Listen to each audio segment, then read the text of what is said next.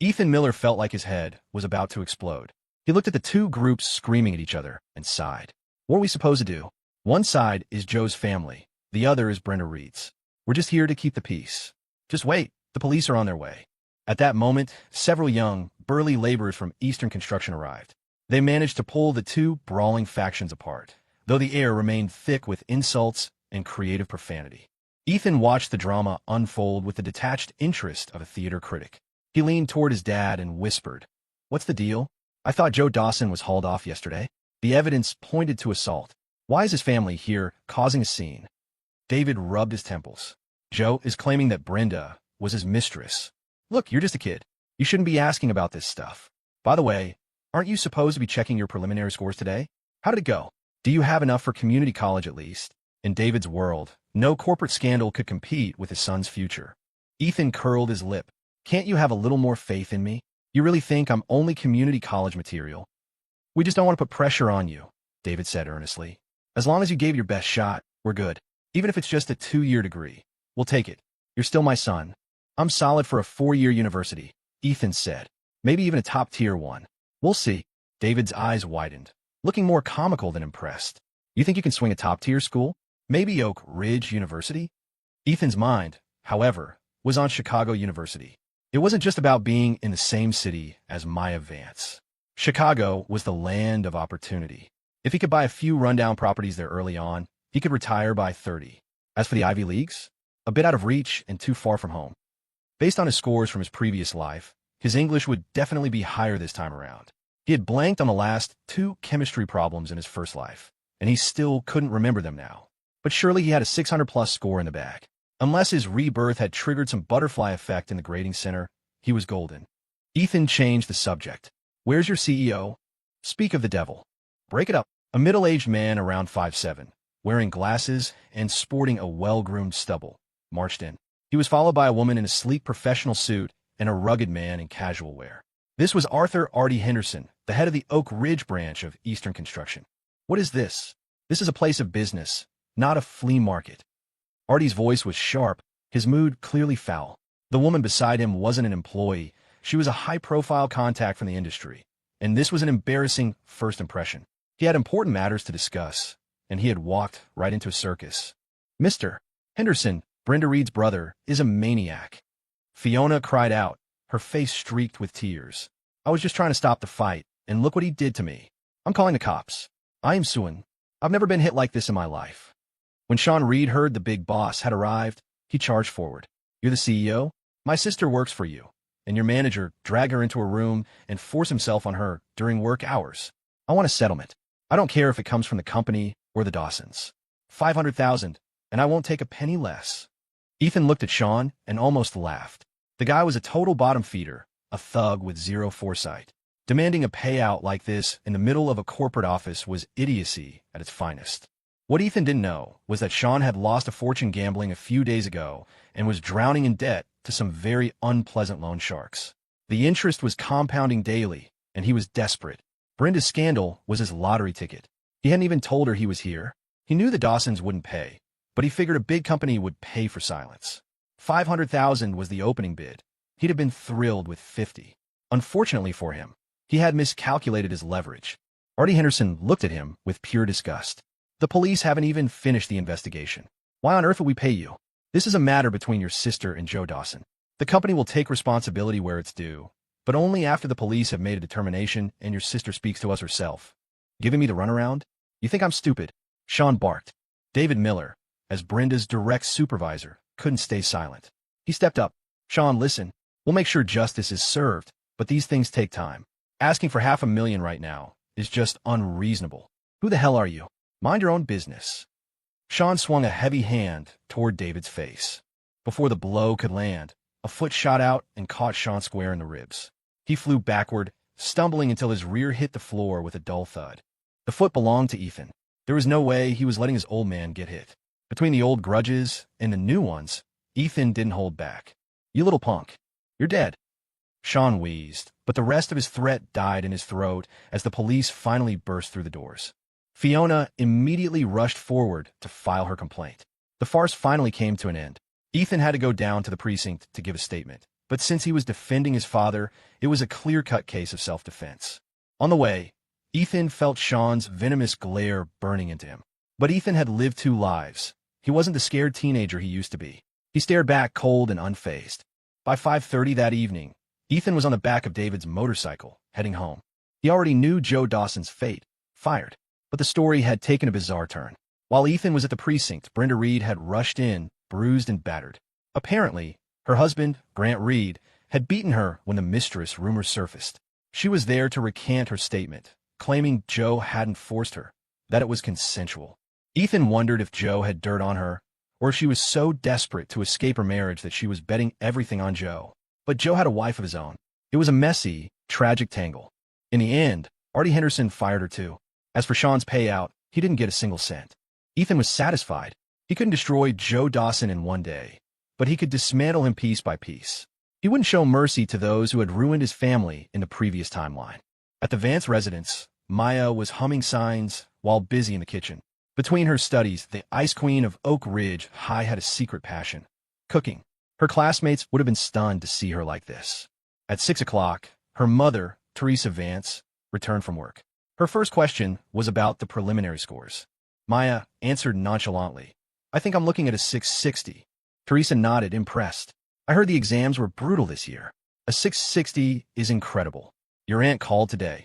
She's already looked into it for you. Chicago University is a lock." "But, honey, are you sure you want to go into medicine? It's an exhausting life. If you went into the civil service, your grandfather could help smooth the path." Maya's hands paused. "I'll think about it." Teresa was genuinely surprised. It was just a suggestion. She hadn't expected Maya to actually hesitate. It wasn't like her. "What majors are you looking at, Maya? I can help you look over the options." "I'm not sure yet. There's still time." "Olday, Norus." Teresa watched her daughter for a moment before heading to her room. Maya held her spatula, biting her lip. "Where's that guy going to go?"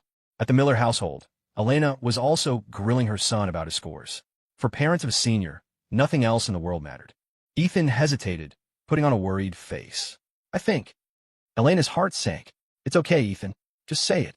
Even if you don't get into community college, we'll just hold our heads high when the neighbors talk. Your father and I can always, I don't know, have another kid and try again." David nudged her. "Can you try to be a little positive?" "I'm trying to comfort him." Elena snuppered. "Look at him. He's probably going to have to retake the year. This idiot decided to confess to a girl right before the exams and got rejected. How could that not affect his brain?" Ethan looked at her. "I think I can guarantee a 500 plus, maybe even over 600. "Are you serious? I heard it was incredibly hard this year." "You forget who my mother is. I got good genes. You little brat. I've been holding back from yelling at you for days, so I wouldn't stress you out. Do you know how hard that was? Confessing right before the finals? You really are something." David beamed. "If that score holds, a 4-year university is a certainty." "Are you sure you didn't miscalculate?" Elena asked. "Give or take. If anything, it'll be higher." Elena let out a massive sigh of relief. She suddenly lunged forward, grabbing Ethan around the waist, tried to lift him and spin him around. But Ethan was nearly 6 feet tall, and she was barely 100 pounds. She couldn't budge him. Finally, she just hopped up, clinging to him like a koala, and planted 2 loud kisses on his cheek. "Good job, son. Your father's secret stash? From now on, it's all yours." David's smile froze. "Wait, it's just an estimate. It doesn't count yet. Let's wait for the official results." "Dad," Ethan said, squinting, "are you planning to move the money?" "I'll keep it safe for you," Elena declared. "Is it a lot?" Ethan asked, suddenly curious. "How much are we talking about?" Then, Elena Miller began to perform magic. She reached into a shoe box on the top shelf of the rack and pulled out $1,000. Then she went to a dusty decorative vase in the corner of the living room and fished out 2 rolls of bills, another 1,000. Then to the kitchen, where she reached into an old ceramic sugar jar and pulled out a thick stack. Ethan watched his father's face. David looked like he was being poked with a hot iron. His eye was twitching. Aside from the cash hidden in various corners, Elena produced a debit card and slapped it on the table like a victorious general. "Total is about 25,000. I'll keep it for you. Once those scores are official, it's yours." Ethan nodded vigorously. He wasn't that interested in the money. Keeping his family safe and happy was his real goal. But he was genuinely impressed by his dad. To hide that much money in so many places, the man was a tactical genius. Unfortunately for David, Elena Miller had the eyes of a hawk. Ethan laughed. It was a beautiful sight. Elena looked at David's dejected expression. David, do you have any objections to my methods? Speak up. No objections, David said quickly. Is it no objections, or I don't dare have objections? No, I mean it. I don't have any. David's survival instinct was in overdrive. Then he added, but wait, I remember last time you said Ethan had to get into a top-tier school to get that money. The old man was still trying to save himself. Elena shrugged. I did say that. So, Ethan, if it's not a top-tier school, this secret stash just becomes your tuition and first semester's living expenses. Ethan, underscore. After dinner, Ethan went to his room and locked the door. He stood by his bookshelf, stood on his tiptoes, and pulled down a thick Merriam-Webster dictionary. He flipped the pages. Every few chapters, there were colorful bookmarks. Those bookmarks were cash. Like father, like son, Ethan had his own stash. But as he looked at it, he worried. If his mom could find his dad's tactical hiding spots, had she already found his dictionary? He suddenly missed the future, Venmo, PayPal, digital banking. And God, he missed having a smartphone. As a former tech geek, he missed lurking in group chats and doom scrolling.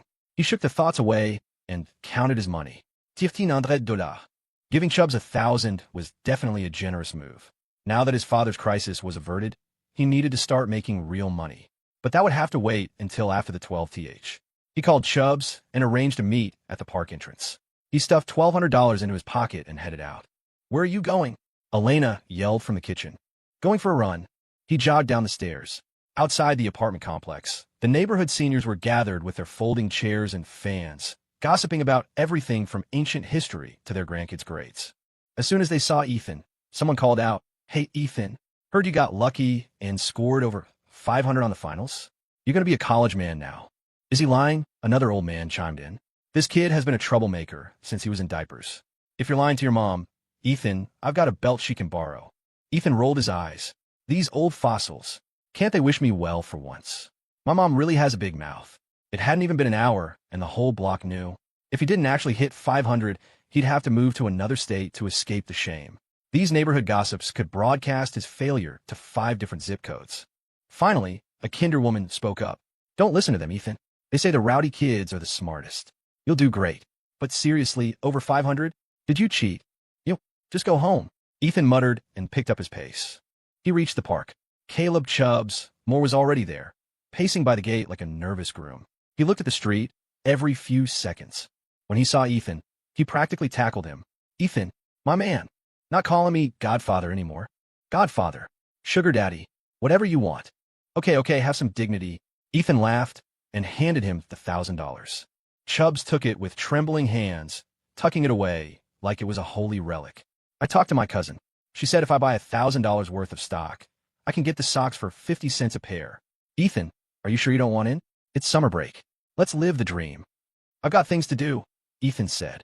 And you're selling socks, Chubbs? You don't need a secretary in a corner office. Maybe one day I will. Never stop dreaming, big guy.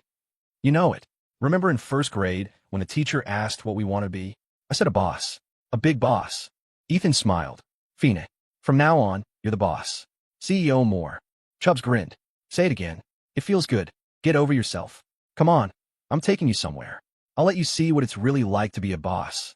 Where are we going? You'll see. Ethan led Chubbs through a maze of side streets until they reached a narrow lane bathed in soft, pink neon lights.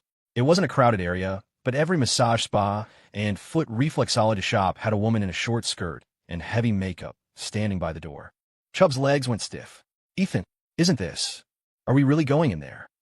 Just follow me, Ethan said coolly. Ethan walked with confidence. Chubbs trailed behind like a guilty puppy.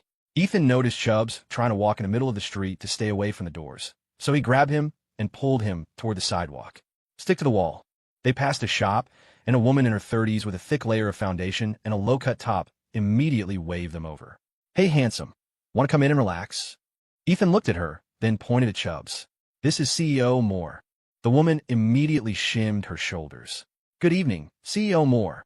The woman leaned in close to Chubbs and blew softly on his neck. 18-year-old Caleb Chubbs, Moore had never even held a girl's hand. His face turned a shade of red that looked like it might actually catch fire. He scrambled backward, his voice cracking. We. Ethan stood by, watching with a smirk.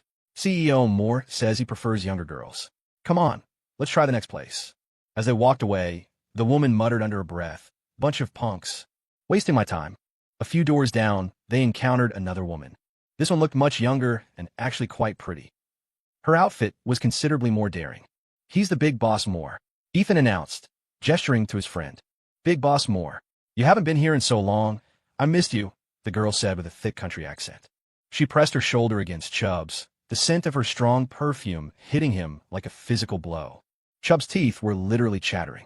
I haven't. I didn't. Whenever Chubbs got nervous, his stutter came back full force. Ethan chimed in again. Big Boss Moore wants to know what kind of services you offer. The girl giggled. Hair wash, obviously. Does the boss want a dry wash or a wet wash? Ethan laughed. Shouldn't you ask if he wants the big package or the small one? The girl winked. When a boss comes in, it's always big. Chubbs let out a terrified, robotic laugh. Ethan grabbed Chubb's arm and pulled him away. Sorry, the boss only takes the small ones today. Boss, we have small ones too, the girl called out, but Ethan and Chubbs didn't look back.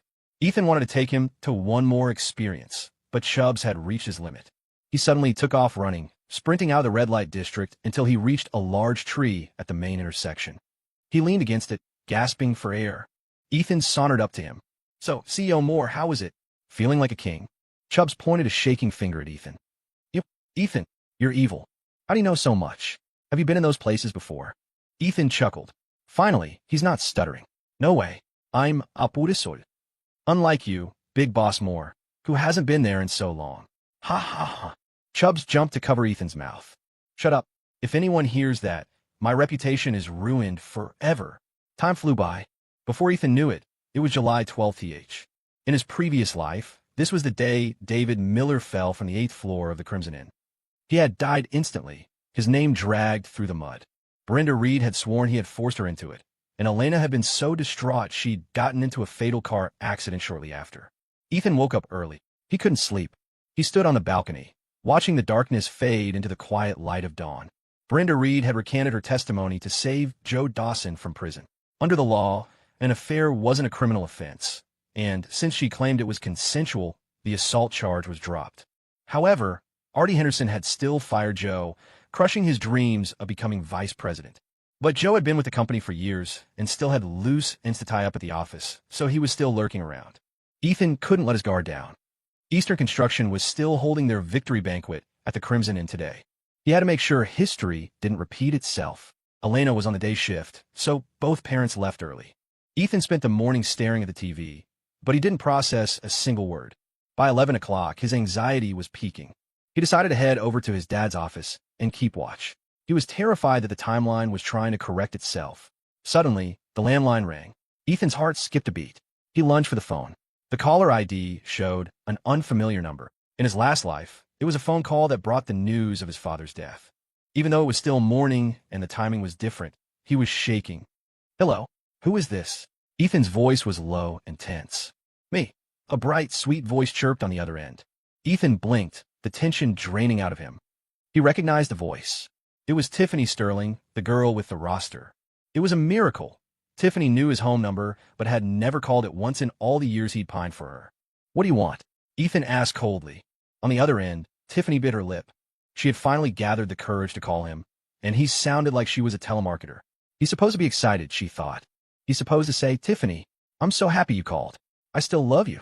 But he sounded like a stranger. Ever since that day at the restaurant, he had been a different person. He had cut her off completely. It was infuriating. Tiffany's eyes welled up. She almost hung up, but she held on. Ethan, let's stop fighting. Can we just go back to how things were? Ethan was silent for a few seconds. We were never together, Tiffany. There's nothing to go back to, and I'm not fighting with you. Yes, you are. You told me you don't like me anymore, and you're ignoring me. Do you have any idea how much that hurts? Do you like me, Tiffany? Ethan asked. I like you a little bit. Ethan, just give me some time. But I don't like you anymore, Ethan interrupted. Ethan, how can you be so mean? She cried, her voice cracking. Is it because of Maya Vance? What is going on between you two? None of your business. Ethan, you've changed. Get real. You and Maya Vance aren't in the same world. Once college starts, you'll never see her again. It's impossible. Ethan frowned. Let me make one thing clear. My lack of interest in you has nothing to do with Maya. I'm just tired. There are things in life more important than chasing someone who doesn't want me. You said it yourself. We're young and immature. You were right. We're just kids living off our parents. Let's not make it more than it is. We're classmates, and that's it. Good luck with your college apps. I have to go. Wait, Ethan. What is your relationship with Maya? Classmates. But you... Click. Ethan hung up. He knew why she called. She saw him getting close to Maya and felt like her favorite toy had been stolen. The phone rang again immediately. Ethan was annoyed now. She just won't give a rest. He picked up and snapped. Tiffany, what part of I'm busy don't you understand? There was silence on the other end. Then a voice like silk and song drifted through the line. Were you just on the phone with Tiffany Sterling? Maya. Ethan recognized the voice instantly. Maya's voice was distinct, clear, with a soft, melodic undertone. But right now, there was a sharp edge to it. He hadn't expected her to call right after he'd hung up on Tiffany. If you still want to talk to Tiffany, I can hang up so you can call her back, Maya said. No need. I have nothing to say to her. Did she call you? Yeah. How did you get my home number? Ethan hadn't given it to her. You forgot about the class directory. Right? The directory. So what's up? I was just about to head out. Nothing was more important than his dad right now. Something happened, Maya said, her voice dropping. What happened? Joe Dawson, she said. Ethan froze. What about him? He's in the hospital. He was stabbed, and then he fell from a 4-story window. And that woman. She's hurt too. Ethan, I want to see you. Can you come out? I'm a little scared. Ethan's brain went white for 5 seconds. Ethan? Ethan, I'm here. Where are you? I'll come to you. The gate of Springfield Gardens. The name sounded familiar. Ethan realized it was the apartment complex where Brenda Reed lived. He'd seen it on the employee contact list in his dad's office. I'm on my way. He hung up and immediately dialed his dad's cell. David picked up quickly. Dad? Everything okay over there? Yeah, Fine. We're getting ready for the banquet tonight, so I won't be home for dinner. Your mom is at work, so just grab something yourself. Okay, good. His dad didn't know yet. If he did, he wouldn't be so calm. Ethan rushed out and hailed a taxi. As he sat in the cab, looking at the familiar old streets of Oak Ridge, he was lost in thought. In his last life, David fell and died on this day. In this life, Joe Dawson fell and was stabbed. Was this some kind of karmic exchange? Was his rebirth permanent, or would he be snatched back once he changed the past? He hoped to God it was permanent. He finally had something to live for. Thunder rolled across the sky. The clouds were bruised and heavy. Big storm coming, the driver said. The weather report says a hurricane is brushing the coast. Rain began to lash against the windshield. When they reached Springfield Gardens, an ambulance was just pulling out of the complex. Ethan squinted as they passed it. He paid and jumped out. He looked around and saw Maya Vance. She was wearing a beige dress, huddled under the awning of a small convenience store.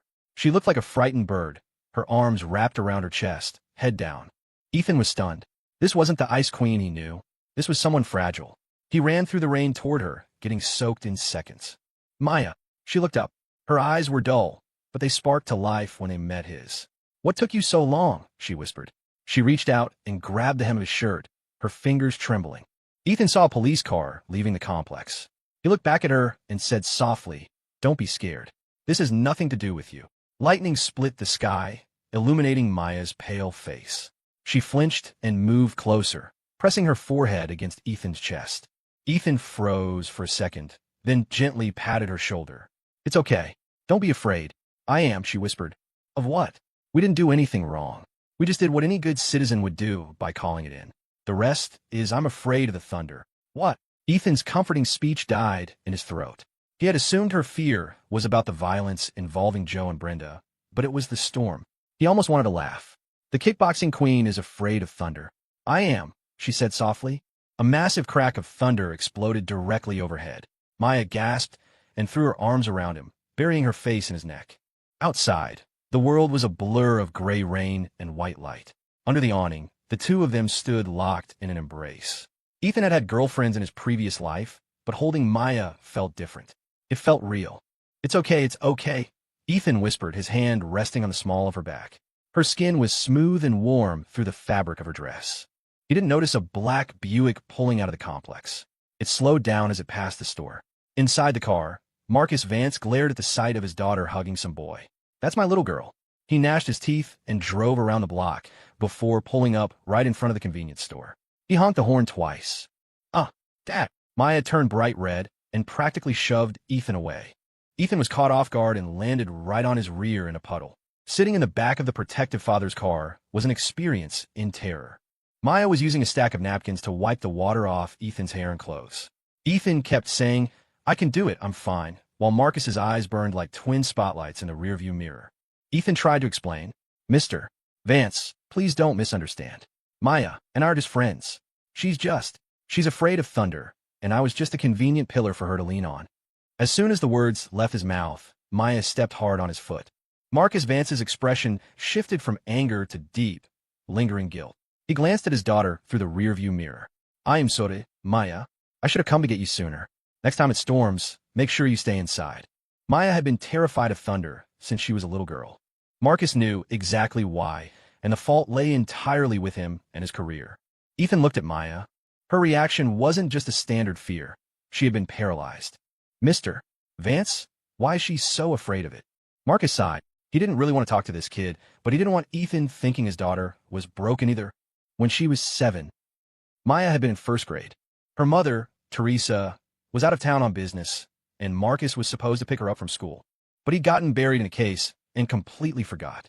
In those days, kids often walked home alone, but a massive storm had rolled in. Because Maya was such a beautiful child, a predator had spotted her and tried to abduct her.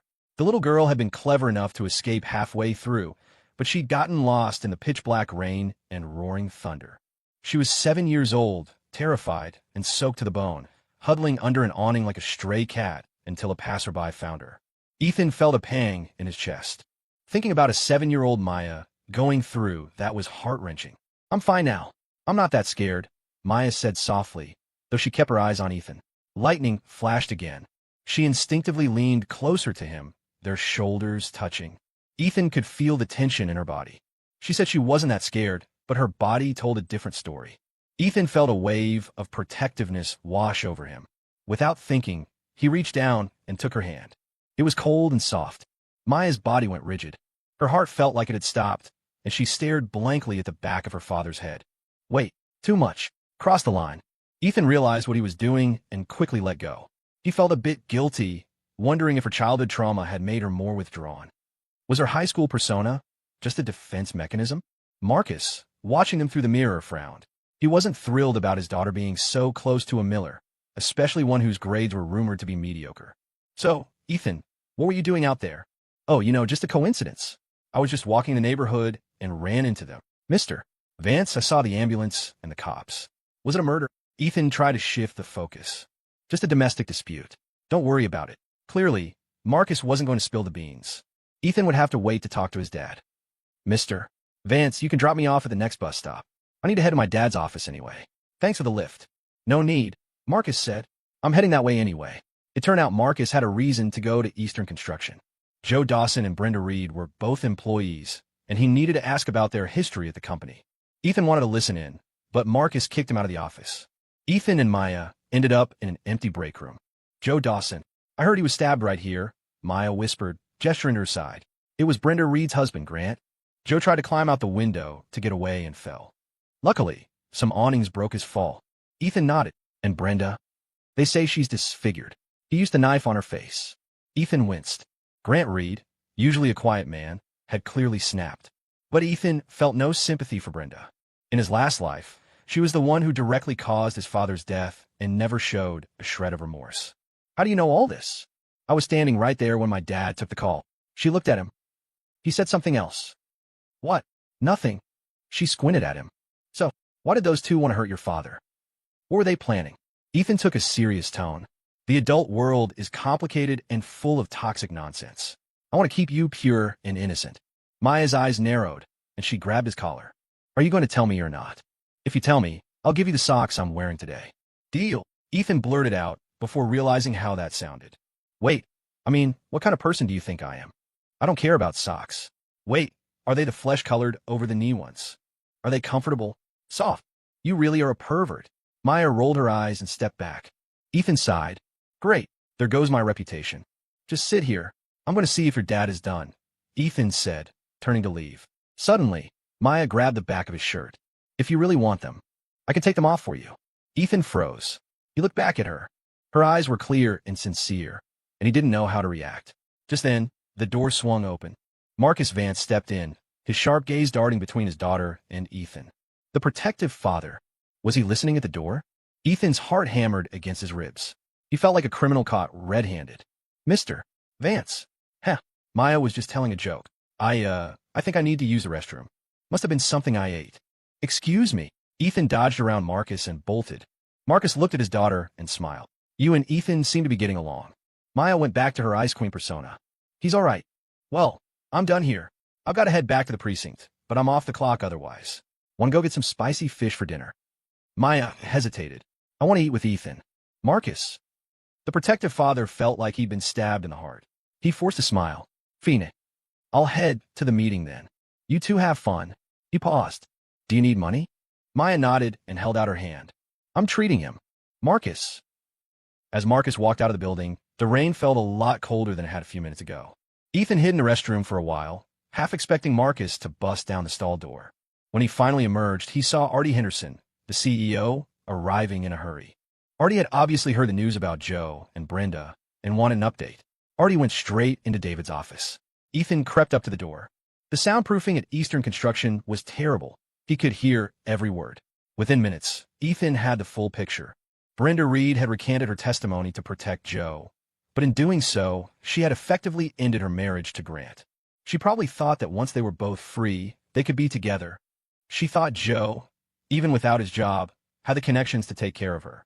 But she had underestimated the fury of a quiet man, pushed to the edge. That morning, Brenda had gone home to pack her things.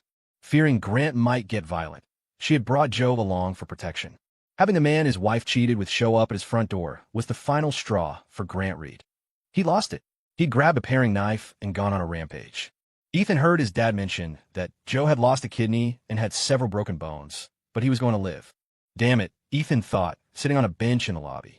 Stabbed, fell 4 floors, and the bastard still survives. He's like a cockroach. As for Brenda, she was disfigured. Grant had slashed her face and even took a piece of her nose. She was ruined. Ethan didn't feel a drop of pity. This was the woman who had helped kill his father in the other timeline. This was justice. However, Artie Henderson brought up something else that caught Ethan's attention. David, we've worked together for a long time. You're the only one here I truly trust. What's on your mind, Artie?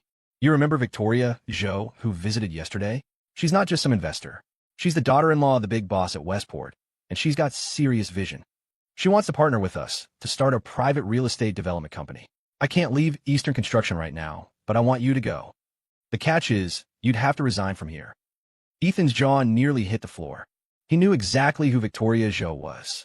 The future richest woman in the state, the chairwoman of Red City Real Estate, worth billions. She was a legend, the Golden Widow. In his previous life, Victoria had partnered with another construction firm because David Miller was, well, dead.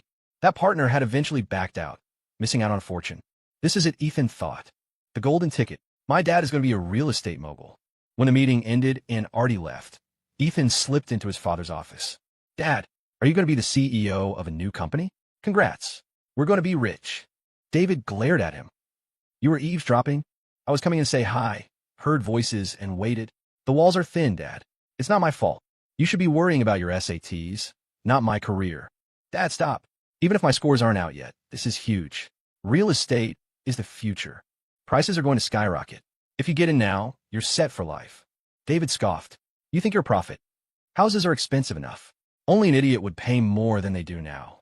You're being short-sighted, Ethan argued, his voice rising with excitement. Look at the big cities. Look at the policies, the population growth. Real estate is going to be the most lucrative industry in the country for the next 20 years. Ethan knew he sounded like a madman, but he had 20 years of hindsight. He wasn't predicting. He was remembering.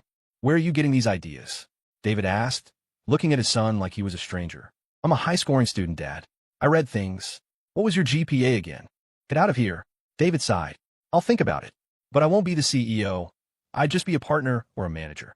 We don't have the capital to lead. That's fine.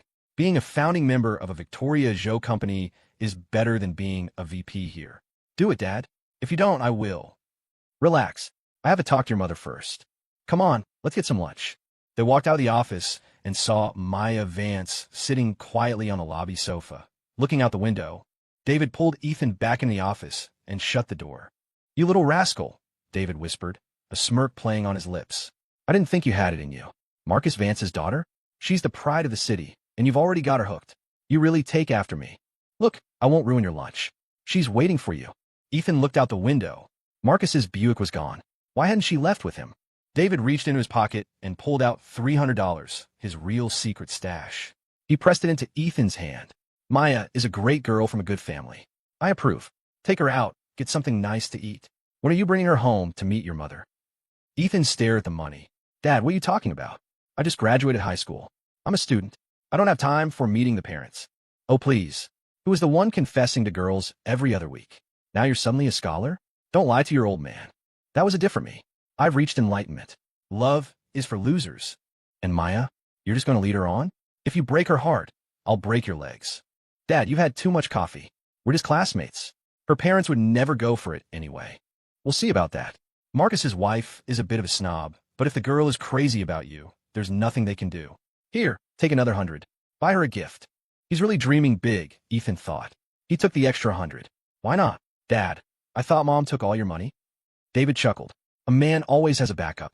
A fox has 3 holes to hide in, after all. I'm telling Mom. You wouldn't. Another 100 says I would. Ethan walked out with $500 and a grin. He approached Maya, who was still sitting on the sofa. Should I actually pursue her? He wondered. It would be a hell of a ride. She was the most beautiful girl in Oak Ridge. But then he remembered his past life, the heartbreaks, the drama. He had decided to keep his heart under lock and key. But then Maya looked up and gave him a small, soft smile, and Ethan felt his resolve melting. Hey, Maya. Dad had to run. He had a meeting, she said. Well, he told me to walk you home. But first, let's eat. Chloe and Brooke were strolling through the promenade. What is up with Tiffany? Brooke asked. I invited her to come shopping, and she snapped at me. She's acting like I stole her lunch money. She's in a mood, Chloe shrugged. Is it still about Ethan Miller? Probably. That's crazy. She rejected him. Why is she acting like he's the one who dumped her? All she has to do is call him, and he'll come running like a lost puppy. Chloe shook her head. I don't think it's that simple this time. Why not? Chloe stopped in her tracks, her eyes wide. Brooke followed her gaze. Is that Maya Vance? Brooke gasped. Emerging from a crowd were Ethan and Maya. They were walking slowly, both holding a candy apple. Maya was lightly holding onto the sleeve of Ethan's shirt, a content smile on her face. The Ice Queen was smiling. It was a sight that shouldn't exist. And then they saw something even more shocking. Ethan, mine is too sour, Maya said, holding out her candy apple. Is yours sweet?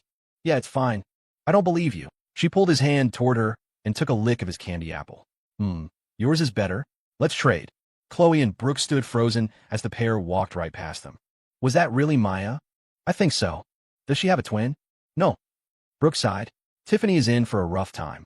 Trying to get him back from Maya Vance? Good luck with that. Ethan and Maya had finished a lunch of spicy noodles. It was $19.99. Lunch for 2 cost $12. Ethan still had nearly $500 left in his pocket.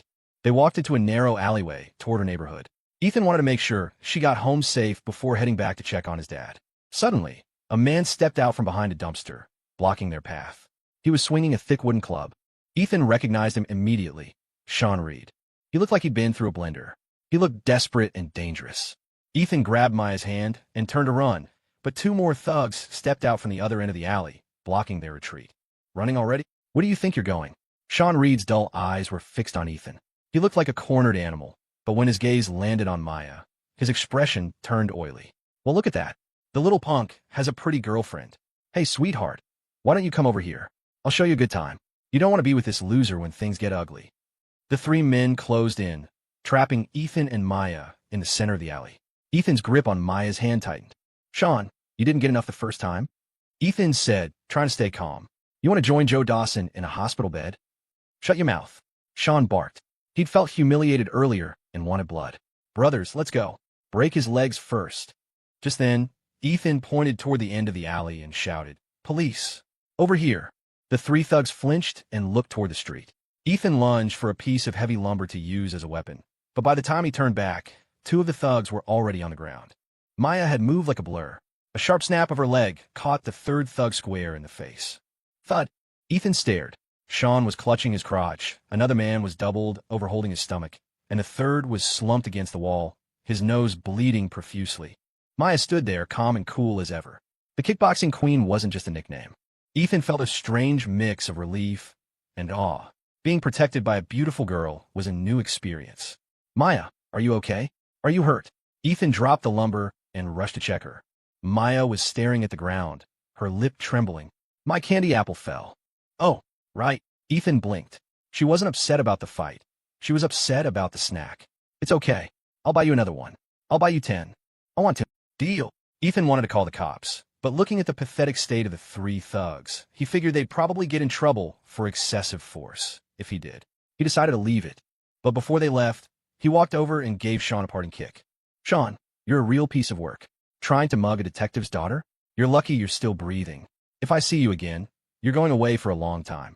As they walked out of the alley, the thugs slowly groaned back to life. The one with the bloody nose kicked Sean. You idiot. You didn't tell us she was a cop's kid. I'm done with you. 10 minutes later, Ethan bought 2 more candy apples. Watching Maya lick the red candy coating was distracting. Ethan had to look away before his brain short-circuited. Maya, your dad isn't the chief of police, right? No. What? I just said that to scare them. I didn't want them coming after you. I can handle them. I know you can. You're amazing. They walked a bit further, but then Maya stopped. Ethan, I can't walk anymore. What? Why? You were just doing Matrix moves a second ago. My foot hurts. Ethan looked down at her sneakers. Are you hurt? Did you pull something? Maya took a bite of her candy apple and nodded. Okay, sit on this bench. Let me see. Maya sat down and held out her hand. Ethan took it, helping her steady herself. He knelt in front of her. Which foot? She held out her left foot. Then she paused, pulled it back, and held out her right one. Ethan looked at her suspiciously. How do you forget which foot hurts? Where does it hurt exactly? Maya hesitated for a second, then pointed to the top of her foot. Ethan gently untied her shoelace and slid off her shoe. He pulled off her sock. Her foot was perfect, pale, soft, and completely unbruised. It doesn't look swollen, Ethan said, looking up at her. Oh, then maybe it was the other one. She held out her left foot. Ethan. Joe Dawson was in custody, Brenda Reed was in the hospital, and Sean Reed was nursing a broken ego. Ethan was confident that the accident that killed his father in the original timeline was officially averted. He dropped Maya off at her apartment around 4 o'clock. Ethan, Maya said at the door, my foot really did hurt. I just healed fast. Do you believe me? Ethan smiled. I believe you. You said that too fast. You didn't even think about it. Okay, I really believe you. Better. So, thank me. Thank you. No effort. Try again. Maya, are you trying to get something out of me? Like what? Like, my heart. Shut up. Yes, ma'am. Ethan turned to leave, but he stopped and looked back. I'm going to Chicago for college, Maya. See you tomorrow. Maya's lips curled into a tiny smile. See you tomorrow, Ethan. By 9:30 that night, the Eastern construction banquet was over. Ethan and David walked back into their apartment in Greenwood Estates. Ethan felt a massive weight lift off his shoulders. In his last life, David was already gone by this hour. He had officially changed history. Dad, you were so restrained tonight. You barely drank anything. I think we have some high-end scotch in the cabinet. Let's celebrate. No way, David said. That's a collector's edition. I'm waiting for the value to go up. Ethan sighed. Even in 20 years, that bottle wouldn't be worth a fortune, but he didn't argue. He made a mental note to invest in some blue-chip stocks once he had the capital. Elena came out of the bathroom, her face covered in cucumber slices. No drinking at this hour. Ethan, tomorrow is the day you fill out your college applications. Have you decided what you're putting down? Ethan looked at the green slices on her face. Mom, are those the same cucumbers we ate yesterday? Elena rolled her eyes. So what if they are? A cucumber is a cucumber. David and Ethan both turned pale and rushed for the kitchen and bathroom respectively. I'm kidding. Elena yelled. Don't throw up. I'm the one who has to clean it. I think you're lying about kidding. Ethan yelled back. 10 minutes later, the house was quiet. You guys said you'd be happy if I just got into a state college, Ethan said. So as long as I do that, we're good, right? That was before you scored over 500, Elena said. We have to be strategic. What if I get over 600? Elena scoffed. If you get over 600, I'll call you sir. I'll hold you to that. I'm putting down Chicago University. David stared at him. You're delusional. You need a 600 plus for that. I told you I'm getting it. Whatever you say, sir. The next morning, Ethan was fast asleep when Elena started pounding on his door. Ethan, get up. Phone call. Ethan had started locking his door to prevent his mom from ripping the covers off him. He was in the middle of a great dream, and his morning person filter was non-existent. I don't care who it is. Tell them to go away. It's your Aunt Sarah? Ethan groaned. Aunt Sarah was Elena's sister, Fiona Sarah. Her son, Jordan King, was a junior at State Tech and was the golden child of the family. Ethan wasn't close to his aunt. She was a bragger. She constantly compared Ethan to Jordan, making Elena feel like a failure. What does she want? Ethan grumbled, opening the door. She wants to give you advice on your applications. She asked Jordan to look into the stats for you. Advice from Jordan King? The guy who ends up being a middle manager at a tech firm? No thanks, Ethan thought. But Elena was already handing him the phone on speaker. Hey, Aunt Sarah. Long time no see. Miss you, Ethan said, his voice dripping with sleepy sarcasm. Oh, Ethan, you're such a sweetheart, Sarah laughed on the other end. Elena, I asked Jordan to check the data for Ethan. A friend of his at the Board of Education said that while the exams were hard, the universities are expanding their enrollment this year. So as long as Ethan didn't completely bomb it, like if he got at least a 300, he should be able to get in somewhere. Jordan suggests he looks into teaching degrees. The requirements are lower. And since he likes video games, maybe some low-tier IT program, there are plenty of community colleges in the city that would take him. It's not a top-tier engineering school like Jordan's, but he can always try to transfer later if he works hard. She went on, her voice filled with a subtle, condescending superiority. Elena's face was turning red. She hated being talked down to. Ethan just nodded. Thanks, Aunt Sarah. Tell Jordan he's a real pal. Of course. We're family. So, Ethan, what was your estimate? Oh, here and there. Anyway, I really have to go, Aunt Sarah. Nature calls. Thanks for the call. He hung up before she could pry further. Elena looked at him. Why didn't you tell her? She's been rubbing Jordan's grades in my face for years. I finally had a chance to shut her up. Doing it over the phone is boring, Mom. We're going to Grandma's house in a few days, right? Aunt Sarah will be there. It'll be way more fun to tell her in person when the official results are in. Elena's eyes lit up. You're right.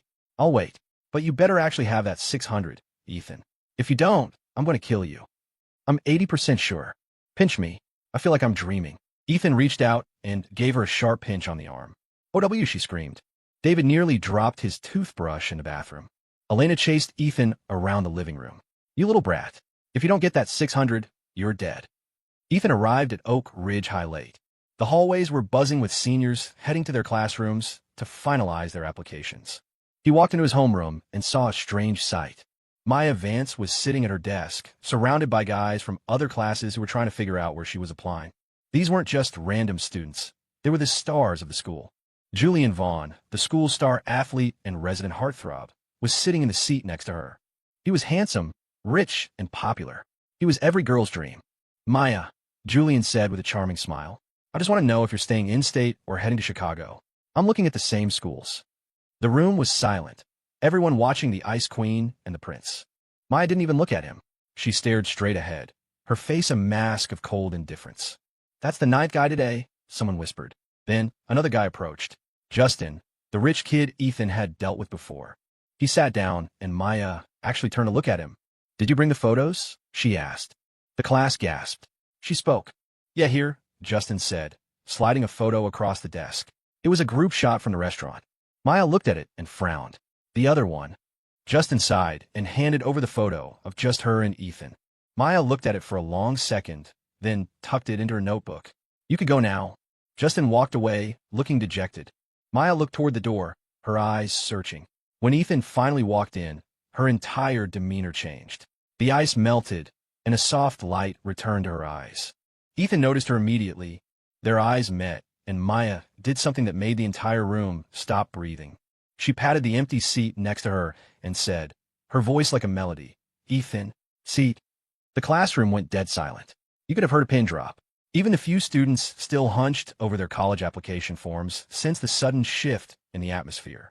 They looked up, bewildered, realized everyone was staring at a single spot, and followed the collective gaze. There, under the scrutiny of 50 pairs of eyes, Ethan Miller coolly took the seat right next to Maya Vance. He leaned in and let out a casual, localized complaint. Maya, those candy apples we had yesterday were way too sour. My teeth still ache every time I take a sip of milk today. Silence. More silence. The inner monologue of a dozen guys. I don't know exactly what that means, but I'm 80% sure he's bragging. Chloe, however, knew better. I know exactly what he's doing. He's flexing. He's feeding us relationship goals like they're dog treats. A few seconds later, the dam broke. The room erupted in a chorus of dramatic wails. Ethan Miller, you dog. What kind of spell did you cast on our Maya? Maya, snap out of it. What's so great about Ethan? Look at me. I'm like 10 times more athletic. Ethan Miller is playing both sides of the fence.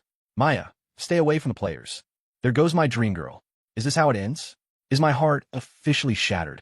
Ethan ignored the guys. Their whining was just background noise to him. But then, a girl who usually didn't have a filter yelled at the top of her lungs. Ethan, Maya, are you guys actually dating? The room went quiet again. Even Tiffany Sterling pricked up her ears, her eyes locked on the pair, waiting for the verdict.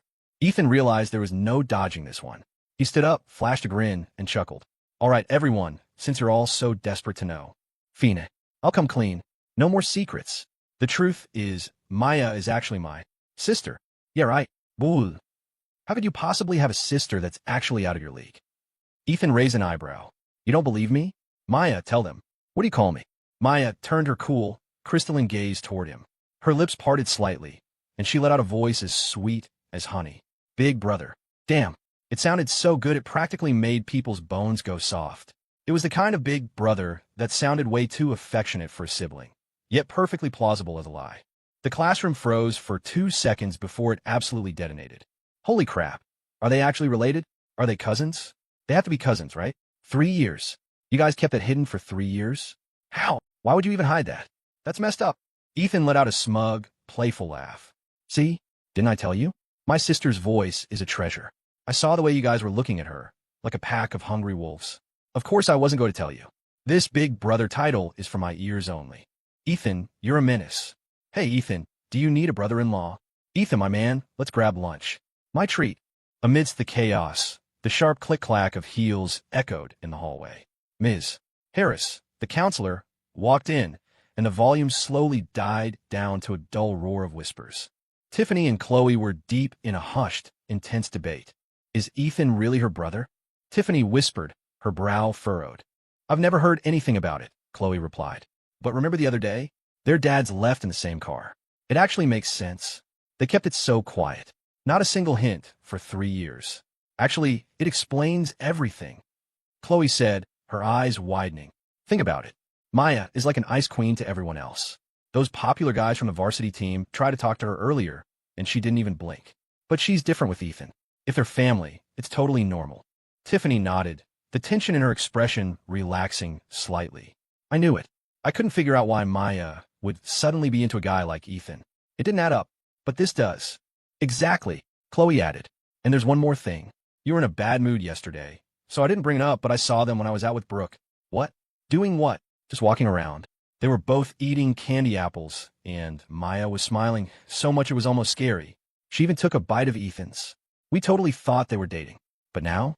Oh, they're just siblings. It makes so much more sense. Otherwise, if Maya was going to date someone, she'd go for Julian Vaughn, right? He's gorgeous, and he's been obsessed with her forever. Julian, Tiffany glanced at her friend, her demeanor returning to its usual icy heights. The knot in her chest had vanished. You like him too, don't you? Who doesn't? Tiffany let out a soft huff. Julian had high standards. She tried to add him to her bench of guys before, but he hadn't shown the slightest interest in her. Ms. Harris began a sentimental speech about their 3 years together at Oak Ridge, dropping a few tear-jerking lines before diving into the logistics of final college applications. As the students began filling out their forms, Ms. Harris made her way over to Maya. Seeing Ethan sitting right next to her, she frowned almost imperceptibly. Ethan's grades were strictly middle of the road. She knew his background, his parents' jobs, his standing, and she'd always considered him a just okay student. But Maya was different. Maya's family background was, if not the most elite at Oak Ridge, certainly in a league most couldn't touch. In Ms. Harris's eyes, Ethan trying to pursue Maya was like a stray cat eyeing a purebred Persian. Maya, could I have a word with you outside? Ms. Harris asked with a professional smile. Maya looked up with those calm eyes and nodded. She turned to Ethan. Don't submit yours yet. Wait for me. Ms. Harris's frown deepened. She shot Ethan a look of mild distaste before leading Maya out. Caleb Chubb's more immediately slid over. Ethan, man, was that for real? Was what for real? The thing you said? You and the prom queen. Are you really related? Oh, that? Why? You got a problem with it? No, of course not. It's just. Ethan cut him off. What are you putting down for your first choice? Chubb sighed, distracted. I was actually going to ask you. What's your plan? Ethan pointed to a line in the college directory. Chicago. University of Chicago. Chubbs gasped. Dude, that requires at least a 600 on the entrance score. You really think you can swing that? I'm set on Chicago. I was thinking about going to State Tech. In Ethan's memory, Chubbs had indeed gone to a mediocre college in another city to study international trade. Back in '99, the bar wasn't that high, but Chubbs' scores weren't exactly stellar. Ethan leaned back. Chicago is a big city. Chubbs? More money, more bosses, more opportunities. Chubbs' eyes lit up. If you're going to Chicago, I'm going too. Which school? Out in the hallway, Ms. Harris went through the motions of checking on Maya's scores and preferences, playing the role of the warm, patient mentor. In truth, Maya was the only student who received this level of VIP treatment. The others would have needed to swap their parents out for more influential ones to get the same attention. Maya remained polite but distant, offering occasional nods. Then Ms. Harris pivoted. What's the deal with Ethan Miller? Is he bothering you? Maya shook her head. Wasn't he just chasing Tiffany Sterling? He even made that big public confession, and now, suddenly he's... Honestly, that boy is a headache.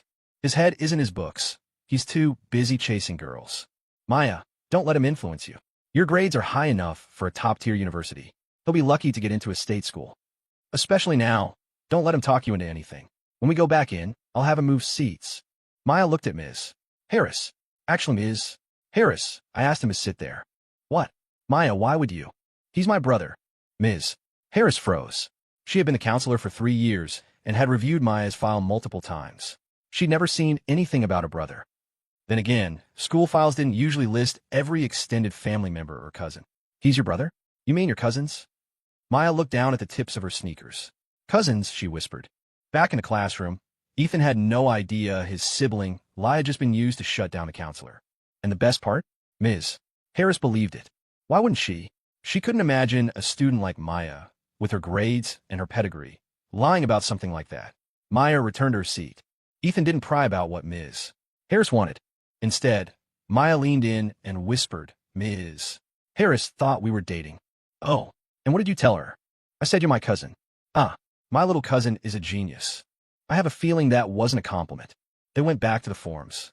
Ethan had spent the previous night weighing his options. In his current mindset, the idea of learning a completely new field felt exhausting. He decided to stick with what he knew. At least he wouldn't fail any classes. Maya watched him check a box in the directory. Computer science? If you're doing CS, I'm doing CS too. Ethan paused. Weren't you going to pre-med? How did you know that? I think your dad mentioned it. But computers seem cool too. Being a girl in CS is rough, Ethan warned. Programmers are overworked and stuck in front of screens all day. Even the managers are constantly on call. You'll end up stressed, tired, and probably socially isolated. That sounds terrible. Why are you choosing it then? I'm not going to be a programmer. I'm going to be the boss. For his first choice, Ethan wrote down University of Chicago. After Maya grilled him, he finally revealed his estimated score, 630 plus. Maya's eyes widened. When she realized he wasn't joking, her eyes sparkled like a clear lake in the sun. In the end, she filled out University of Chicago College of Medicine. Chubbs, meanwhile, set his sights on Chicago Business College. Their cutoff last year was 480. With the exams being harder this year and enrollment expanding, he figured he was a shoo-in. Ethan put the same school down as his safety choice. A few yards away, Chloe whispered to Tiffany. Chubbs and Ethan are both aiming for Chicago business. It looks like they're dead set on the city. Every school they picked is in Chicago. Tiffany thought for a moment. Chicago is a big city. I have a relative there. Apparently, getting residency there is incredibly hard now. They're very strict. Then we should aim for Chicago too, Chloe said. Who knows? Maybe we'll end up as city girls. Once the forms were submitted, the reality of graduation began to sink in. The class president, Sarah King, stood up. Let's do a graduation party. Once we leave, it's going to be hard to stay in touch. She wasn't wrong. It was 1999. AOL Instant Messenger was around, but not everyone had it. Cell phones were rare. Organizing a full class reunion was a monumental task. Today is too short notice. Let's set it for next week, July 20th. We'll meet back at the school. We have about $30 left in the class fund. Everyone else just chips in 10. I'll work out the details with the committee. Nobody argued. Sarah was good at her job. As students drifted out of the classroom, summer break officially began. The school cafeteria, in a final display of incompetence, wasn't serving lunch because everyone usually just goes home. Chubbs walked over to Ethan. Hey, let's hit the internet cafe this afternoon. I thought you were a sock mobile now, Ethan teased. Business is closed? I'm working tonight. It's too hot during the day. Nobody buys socks when it's 90 degrees out. I thought you were doing wholesale.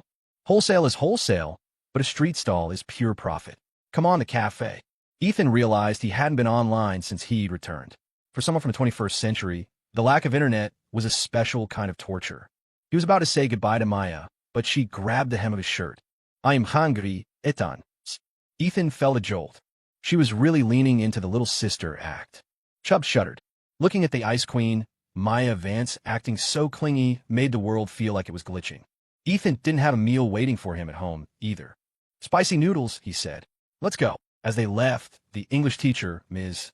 Thompson, saw Maya following Ethan, her hand still gripping his shirt. She nearly choked on her water. Ms. Harris was standing nearby, and Ms. Thompson whispered, "Did Ethan Miller actually land the prom queen?" Ms. Harris shook her head with a knowing smile. "No, you got it wrong. They're related. Cousins."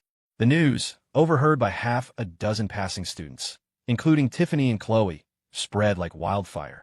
People might doubt Ethan, but they didn't doubt the counselor. She knew the inside scoop. By the end of the day, the rumor was gospel. "Ethan Miller is Maya Vance's cousin? Are you serious? That explains why he never went after her. They're family. Man, I should have been nicer to him. Graduation is over now. At least the school's white moonlight hasn't been taken. That's a win for the rest of us." At 1:30 p.m., Ethan, Maya, and Chubbs walked into the cyber den. The cafe was on the second floor. As they climbed the stairs, the walls were plastered with posters. Ethan looked at them with a wave of nostalgia. These were ancient artifacts now. The Legend of the Ancient Blade, StarCraft, Age of Empires, Tomb Raider. There were movie and TV posters too. Friends, The Matrix, Dragon Ball Z, Sailor Moon. The summer break meant the place was packed. They finally found a row of machines. Chubbs bolted for a corner to play Red Alert, while Maya refused to sit anywhere but right next to Ethan. Ethan had to buy a guy in the adjacent seat a Coke just to get him to swap places. "Maya, you do your thing. I need to look some stuff up," Ethan said, setting a bottle of orange juice on her desk. He dove into the web. It nearly broke his spirit. He opened a 163.com homepage, and it took 2 full minutes just to load the text. This speed was a test of human endurance. He glanced at Maya. She was already expertly navigating the Legend of the Ancient Blade. On the bulky CRT monitor, he saw the classic pixelated scene of the main character being woken up by his aunt. Maya was tapping the spacebar with practice speed, skipping the dialogue, and moving the character like a pro. The 163 page finally loaded. Ethan stared at it, suddenly unsure of what to do. Should he register a 4-digit email address? He didn't even have anyone to email. Better to grab some ICQ numbers, he thought. A 6-digit ICQ number would be worth a fortune in 20 years. It took him 20 minutes of clicking through the lag to register one. He looked at the number. 6 digits. What happened to the 5-digit ones? Were they already gone? He registered 3 more, all 6 or 7 digits. He lost interest quickly. He was a time traveler. If his best plan for getting rich was selling chat handles in 30 years, he was failing at life. Plus, the interface was so barren it was depressing. No group chats, no stickers, nothing. "Ethan, what are you doing?" Maya asked, leaning over. "You've been making accounts for half an hour. It's a chat program. ICQ. You can talk to people online. If I'm here and you're somewhere else, we can message each other." ICQ was still relatively fresh in the public consciousness, and Maya, who had been focused on the SATs, hadn't seen it yet. Her eyes lit up. She abandoned her game. "Make one for me." Ethan gave her one of the extras he'd made. They added each other. Click, click, beep. Chaos Demon Ethan. "Hey, little sister. User 5520XX. How do I change my name?" A moment later, Demon Slayer Maya. "Are you scared of me now?" Ethan wanted to send an emoji, but the feature didn't even exist yet. He logged off. He was thinking about the state of the internet. It was a wasteland of opportunity. He couldn't just sit around and wait for Bitcoin to be invented. He needed seed money. Traffic is king, he thought. As he pondered, a guy a few seats over slammed his keyboard. Crap, this game is impossible. Even the Gold Guard editor can't change the stats on this level. Ethan looked over. The guy was fuming. But those words, Gold Guard editor, sparked an idea. Game cheats. In his previous life, the first program he'd ever written was a game trainer. He'd spent weeks reverse engineering the most popular game editors. He could build something that would blow Gold Guard out of the water. In 1999, game cheats weren't even illegal yet. There was a window of a few years where he could make a killing. Selling to individual players was slow, but if he could squeeze the big software companies. "Ethan, I'm bored," Maya said, pulling on his sleeve. He looked over. She had kicked off her shoes and was curled up in the chair, her feet in white socks tucked under her. Ethan stared for a second too long. "What are you looking at, weirdo?" she asked, playfully kicking at him. Ethan snapped out of it and caught her foot. "I'm looking at the health hazard," he whispered. "We're in public. Put your shoes on before you take out the whole room." Maya's face went crimson. "My feet don't smell." "Prove it." Ethan made a move as if to lean in, and she promptly kicked him in the shoulder. "Does that feel like it smells?" Okay, Ethan said, sitting back. "Let me teach you a game. StarCraft." He found a shortcut on the desktop. It had been out for a year. 10 minutes later, he gave up. Teaching an RTS to someone who had never played one was a nightmare. She kept asking things like, "Why is that bug a house?" And "Wait, someone is hitting my bug house." "Maya, let's just watch a movie," Ethan said. "Games are too much work." They found a shared folder on the server. Maya scrolled through until she picked a horror movie, Troublesome Night. For a girl who could probably take down 3 guys in a fight, she was surprisingly jumpy. She spent half the movie gripping Ethan's collar, whispering, "I'm scared." Ethan had his doubts. Was she playing him? The hunter acting like the prey? He had no evidence, but the reverse psychology vibe was strong. By the time the movie ended, it was after 4 p.m. Ethan checked in with Chubbs, who was still deep in his game. Chubbs reminded Ethan about the street stall tonight. Ethan dropped Maya off at her gate. "Big brother," she called out as he walked away. "You're really sticking with that?" "It was just a joke." "It's fun," she laughed and pouted. "I'm going to Chicago tomorrow. I won't see you for a whole week." "Why Chicago?" "My little brother is there staying with my aunt. My dad has a business trip there anyway, so—" "Got it. Well, safe travels.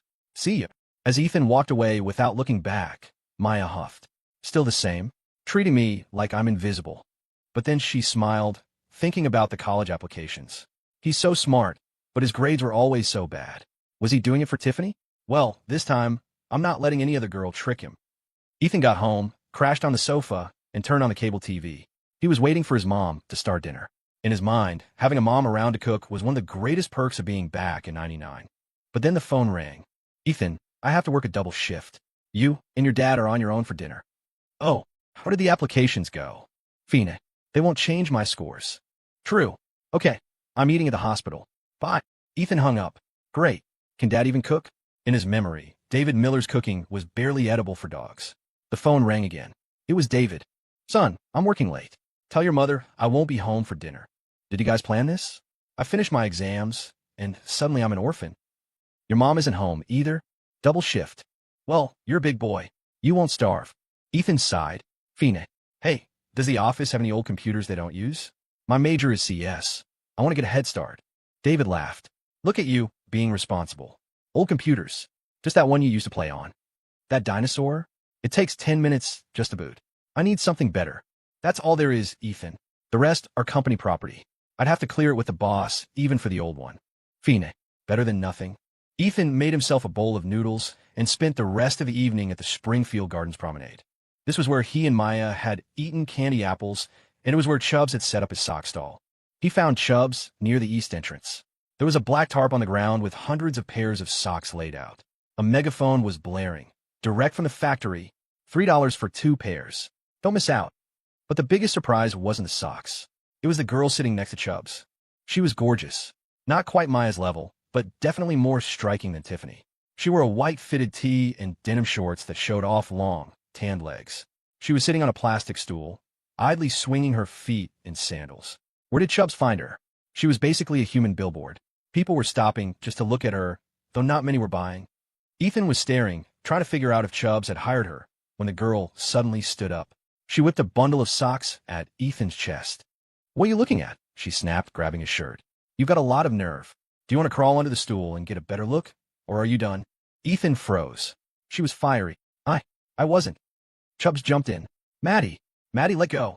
This is my classmate." "Your classmate?" "Yeah, my best friend, Ethan."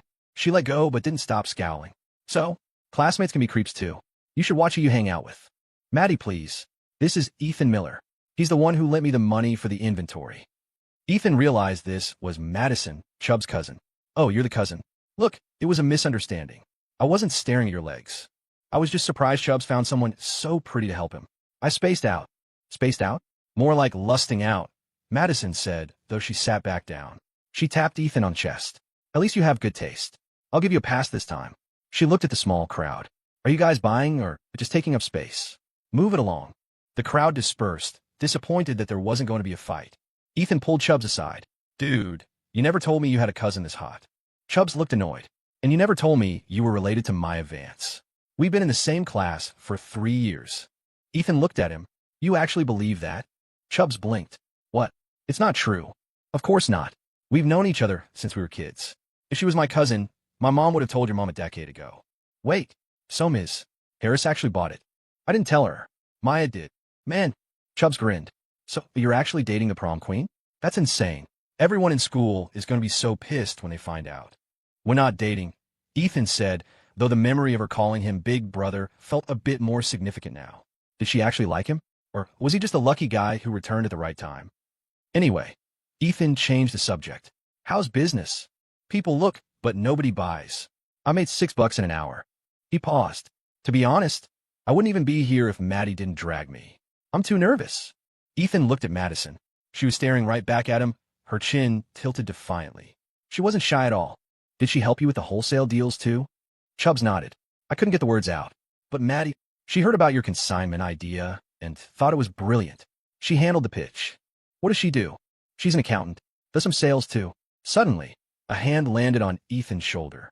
Madison's voice, clear as a bell, rang in his ear. Hey kid, what are you whispering about? Thinking of asking me out. Ethan looked at her. Not a chance, Maddie. Oh, I'm not pretty enough for you. You're very pretty. Probably the prettiest girl on this street. But I believe the wise shouldn't fall in love. Dating is for the dogs. Making money is the only real goal. Madison paused, surprised. That was the most refreshing thing she'd heard all year. You know what? I like that. You got a brain in that head. I'll count you as a younger brother. Now, get over here and help us sell. Loud as you can. Ethan wasn't about to start shouting in the street. Look, we have a megaphone. We don't need to yell. You're just shy, Madison teased. If you want to be a boss, you have to lose the ego. Shout. Chubbs, terrified of his cousin, started a weak, strained chant. Get your socks here. $1.50 a pair. Louder. Madison turned to Ethan. Your turn. My throat hurts. Ethan lied. Besides, your pitch is boring. It's not grabbing anyone. You have a better one. Maybe. Give me that megaphone. Ethan took the device and walked to a quiet corner. He needed to record a classic 90s-style street hustle. 5 minutes later, he returned. What did you record? Madison asked. Just listen. Ethan turned the volume to max and hit play. A rhythmic, high-energy voice blared out. Attention, everyone. The garment factory has gone bust. The owner ran away with his mistress, and the heartbroken wife is selling everything for pennies. Everything must go to pay the debts. Normally $5 a pair. Now, $3 for 2. Massive liquidation. Buy 2, get 1 free. Buy 3, get 2 free. Don't let the mistress win. Support the wife. The effect was instantaneous. People all over the promenade stopped. A scandal? A mistress? A liquidation sale? Curious crowds swarmed the stall. They wanted to see the heartbroken wife. Madison stood there, looking at the crowd, realizing she was the only one who looked the part. She wanted to kill Ethan, but she had a role to play. Ethan jumped in as a shill. Wait, lady, you're the wife? That's terrible. You're so beautiful. How could he run off with his mistress? How hot could his mistress even be? Hey, I've seen these socks at the department store for $5 a pair. At this price, it's practically stealing. Give me 10 pairs. No, give me 30. Chubbs caught on. Yes, liquidating everything. Once it's gone, it's gone. Madison gritted her teeth and played along. Thank you, young man. You're very kind. The dam broke. People swarmed. $5 socks for less than $2? Everyone loves a bargain, and everyone loves a scandal. I'll take 30 pairs. Give me 60. Do you have kid socks? I want a whole box of the cotton ones. Do you do wholesale? Chubbs was a blur, taking money and bagging socks. Even Madison was busy. By the time they finished, their inventory was gone. They had to call David to drive over with the rest of the boxes from the garage. An hour later, they were completely sold out. After costs, they made nearly $1,000 in profit. Chubbs wanted to split it 3 ways. Keep it, Madison said. I was just here for the show. Ethan shrugged. I didn't do much. It's your business, Chubbs. I've got things to do. See ya. Wait, Madison called out, her long legs catching up to Ethan in a few strides. I'm buying you a milkshake. Ethan nearly tripped. A milkshake. Madison laughed, catching the look in his eye. She shoved his shoulder. What's that look for? You're too young for anything else. Come on. You're the one who said it. I'm in a treat. There's a dairy shop up ahead. Ethan followed her. He realized Madison was a spitfire, about 23, worked a real job, and definitely didn't lack confidence. I like you, Ethan, she said as they walked. You lent Chubbs $1,000, you helped us sell out, and you don't even want the profit. You're a weird kid, and you're a good cousin. Chubbs would have failed without you. She got him a large strawberry shake. It was $1, a luxury in '99. Ethan sipped it, thinking. The next day, David delivered the dinosaur computer to Ethan's room. It was an old Easter construction machine. Dad, take me to the tech market. I need parts. What for? You have a computer. This thing is a paperweight. I need to upgrade it. Since what do you know about computers? I'm a CS major now, Dad. I've been reading. David drove him to the local tech mall in his black sedan. He gave Ethan $500, money he claimed he'd borrowed, though Ethan knew it was his secret stash. Ethan spent $380 on a 64 megabytes RAM stick. It hurt to pay that much, but he needed the speed. He bought a Windows 98 installed disk, some tool disks, and a copy of the Gold Guard game editor, pirated of course. He also grabbed a few 44 megabytes floppy disks. A woman at a stall tried to sell him special movies from Japan and Europe. Ethan politely declined, citing his lack of funds. Back home, he spent 3 days locked in his room. He upgraded the RAM, installed Win 98, and went to work. He wasn't making a new game.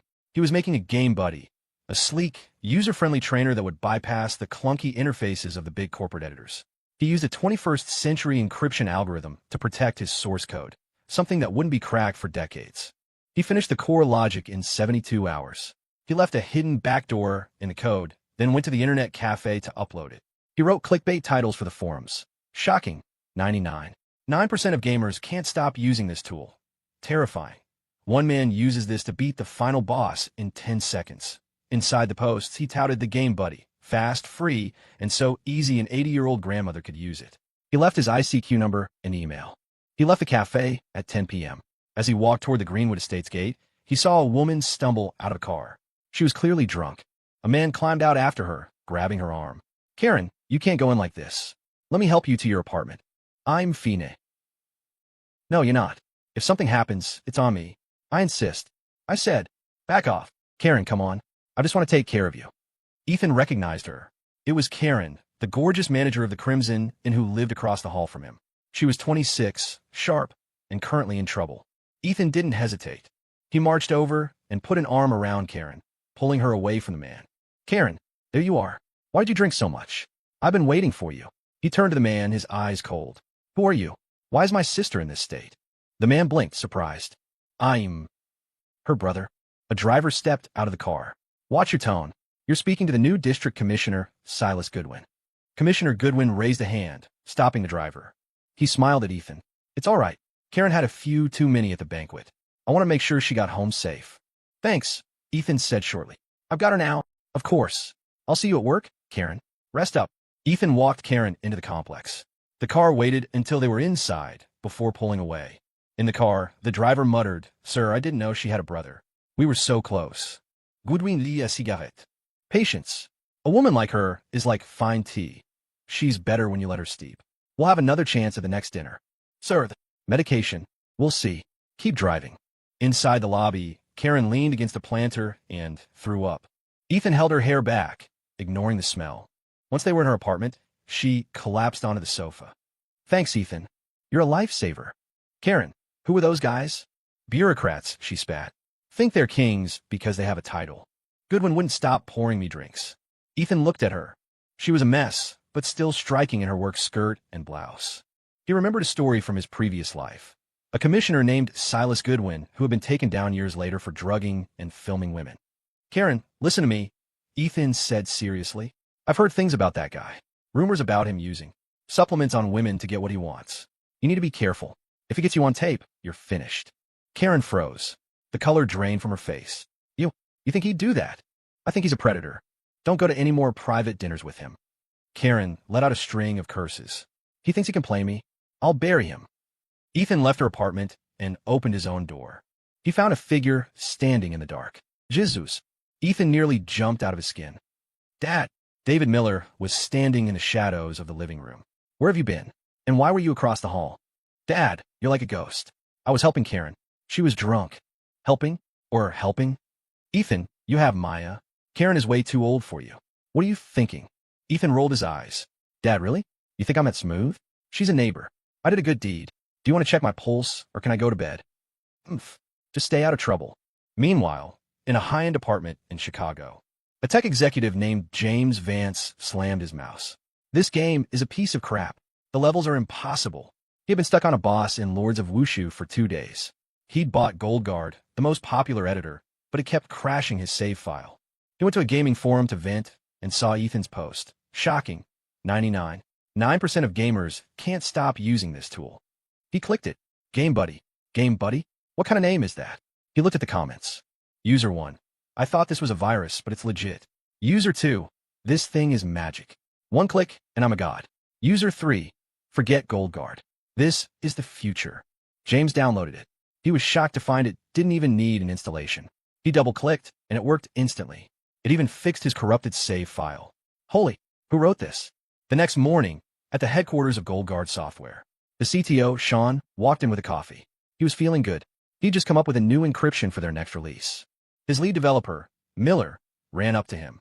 Sean, we have a problem. A big one. Relax, Miller. What is it? A new tool called Game Buddy went viral last night. It's faster, more accurate, and it does things our software can't even dream of yet. Sean snorted. Impossible. Let me see. 10 minutes later, Sean was staring at the screen in disbelief. How was the search algorithm this fast? It's like it knows where the data is before it even scans. Can we crack it? Sean tried. He ran a brute force decompiler. Beep. The screen went blue.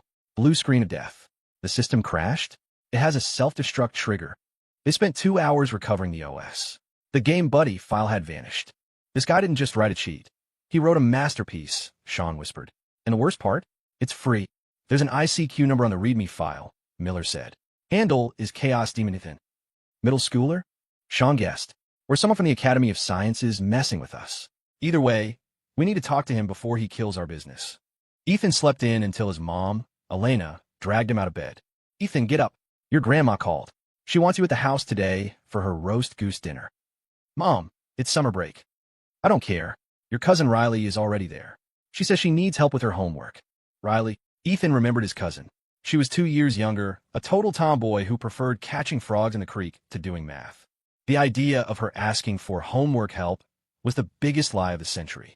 Ethan's grandparents lived in the foothills of Niners Hill, on the outskirts of the city. He took 3 buses and finally arrived at 10 a.m.